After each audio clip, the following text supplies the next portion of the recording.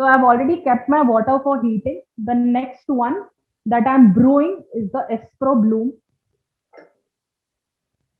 It's a flat bottom brewer. Uh, has like I think 200 plus holes at the bottom, and the filter looks sort of like this. So the reason they give like not a plain filter and something with grooves in it is because it shouldn't stick to your brewer.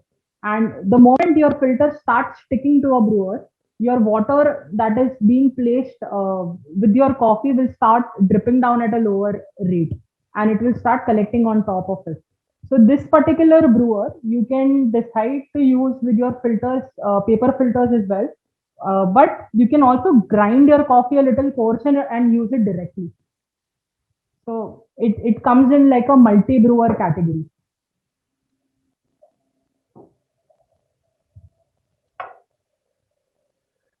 So as I said, with any paper filter brewing, right? I'll first rinse my cup.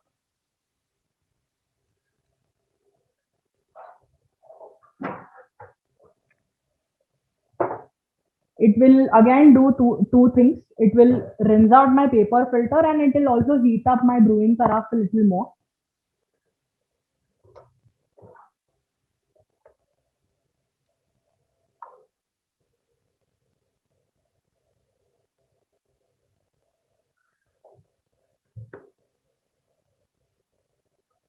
So I'll just keep it aside while it's dripping and then weigh out my coffee. For Espro, my personal recipe, take 80 grams for if it's a medium roasted coffee.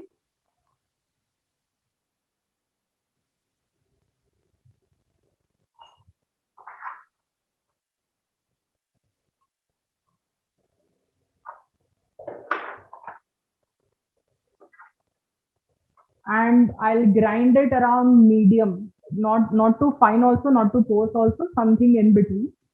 A very sand-like texture, deep sand-like texture.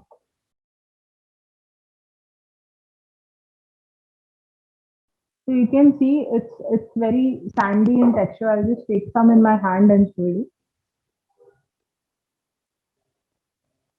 This is like taking some grinds on your hand and feeling it is like one of the best ways to understand grind sizes. If you're someone who's just starting out brewing coffee, I would suggest start as the first thing, because the grinder brand will vary, the burst type will vary. It will either be electric or hand. So it's best to like go by feel.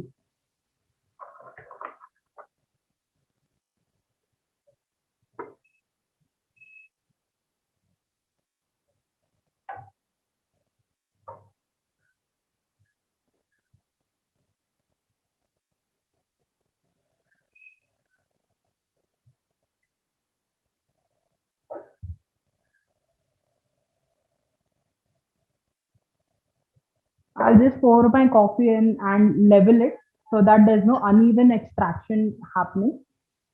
And why a gooseneck kettle is important is something that you will see now, because while pouring your coffee, it's just dripping through. If the pouring is not controlled, what will happen is the water will just pass through the coffee without actually extracting any sort of flavors. So I want basic things like being able to control the flow rate from my kettle. So this particular coffee, I'll brew it under 2 minutes because it's going to go down very fast. And I'll start now. So the first 30 seconds is what I want to do is I just want to bloom my coffee a little bit.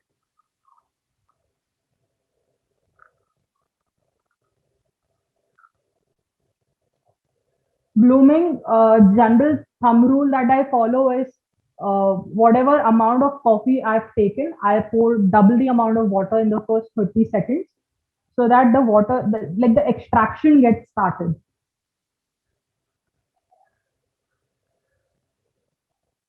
You can see if it was any normal kettle, the water would have just fallen through. This way, I can decide how much water I want the coffee to be introduced to at a particular stage. So there's no clumping, there's no anything. Water has absolutely dripped down. and I'll be able to taste it directly.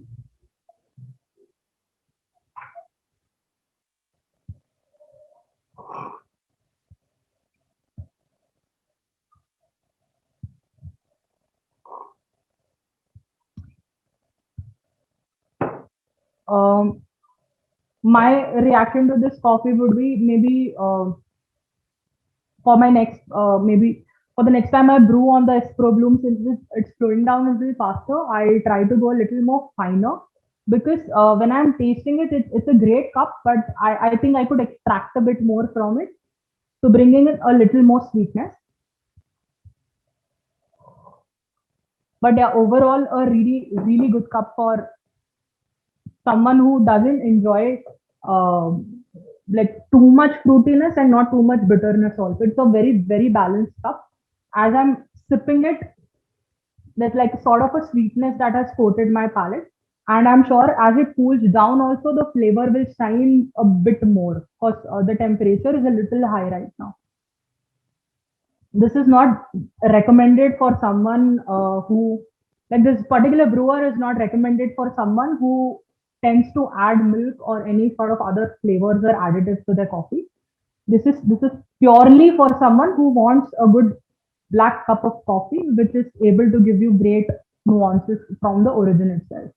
If you want to learn more, if you want to find out more on coffee, there's a lot of content that we've been putting out on YouTube from our last session, even on this one. And there's a lot of behind the scenes that happens in our offices as well that we tend to put out.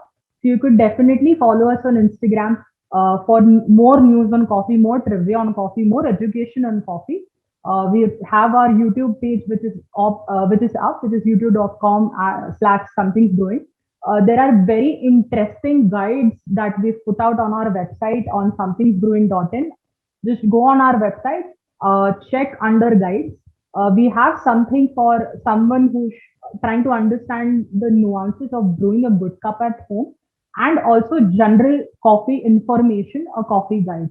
It's free for download. So I really hope you guys check it out because it's really good information that will definitely help you in brewing a good cup at home.